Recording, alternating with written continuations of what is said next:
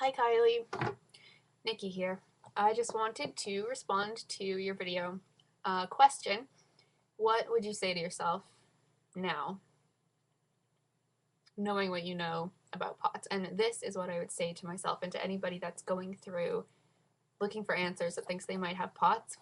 I would tell myself not to be afraid. And when I say don't be afraid, I don't mean don't be afraid of what's going to happen. I mean, don't be afraid to stand up for yourself to doctors, because for 4 damn years, I had doctors trying to convince me that I just had anxiety, and I knew that it wasn't just that. But I didn't advocate for myself strongly enough, and I think part of that, I can't think straight. I've had a long day, but I didn't advocate strongly enough for myself, and I think that's a part of why my diagnosis took so long. If I had been more insistent, then perhaps I would have got a diagnosis. A diagnosis faster. So that's what I would tell myself. And I still find it really hard to be assertive with doctors, but I think I'm learning to be a little bit better about it. Something I wanted to ask you as well, because you live kind of alone, but with your brother, I think.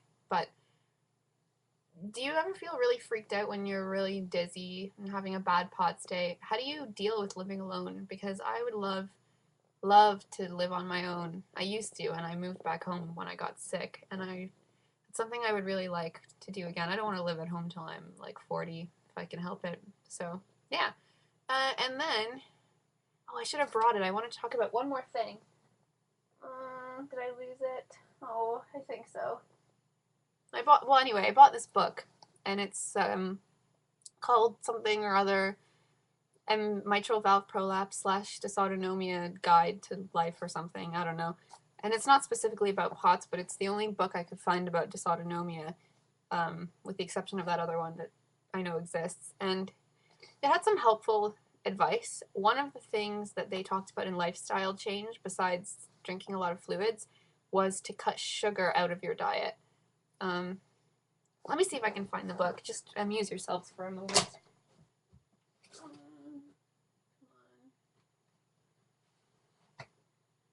Okay, it's not looking good for finding the book. Although, really, I don't know why not. Oh, here it is. Okay. So, it has this chapter on lifestyle changes, and it says about sugar. Talks about the importance of exercise, which we all know, I think. Exercise is, I think, what helped me get back on my feet, because I wasn't able to even get up before, and since implementing exercise into my life again, I think I've got some functionality back. But then on the flip side of that is that exercise sometimes makes me feel really sick. So I actually haven't worked out for a week, because the last time I did, I had a lot of heart issues, and I'm seeing my cardiologist on Tuesday. So I'm gonna talk to him about that. But here's what it says about sugar. God, I'm sorry for talking so much, buying time. Bloody hell. Okay, well, I'll just hold up the thing so that you can see. Oh man, this isn't going well. Oh, wait, I think I found it. Salt, fluid loading, blah, blah, blah, blah, blah. Aha, okay. So it says that, now that I found the page, this seems fairly obvious.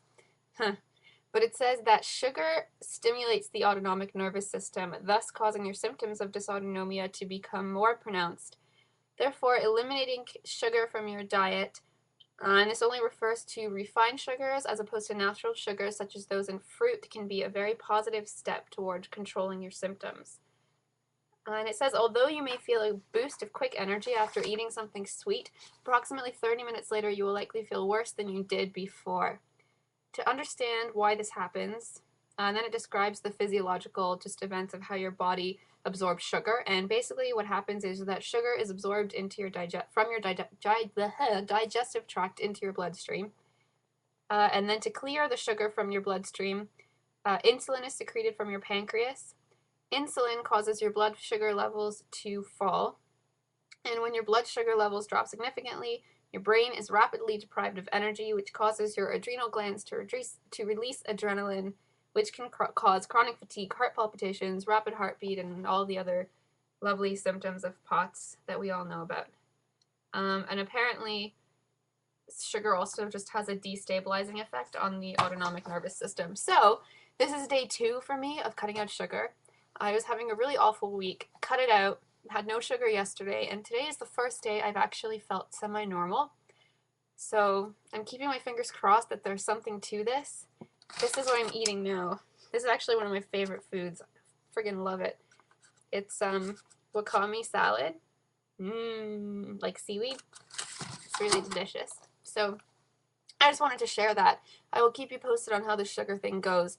Fluid loading is not helping me at all, and so now I'm trying this sugar thing, and it's going to be hard. Tomorrow I think I'm visiting a friend who works in a cupcake shop and gives out free cupcakes all the time, and I'm going to have to say no. But the thought of life without POTS or with less POTS symptoms is much more appealing to me than a cupcake. Although there's a small voice in the back of my head that goes, no it isn't. Anyway, I hope everybody's doing well, and Kylie, thank you so much for putting out, creating 5 Awesome Potsies.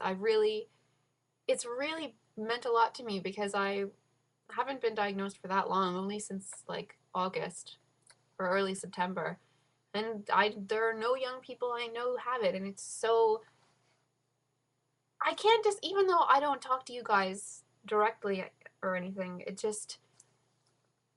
does kind of feel like having a support group or a support system in a weird way.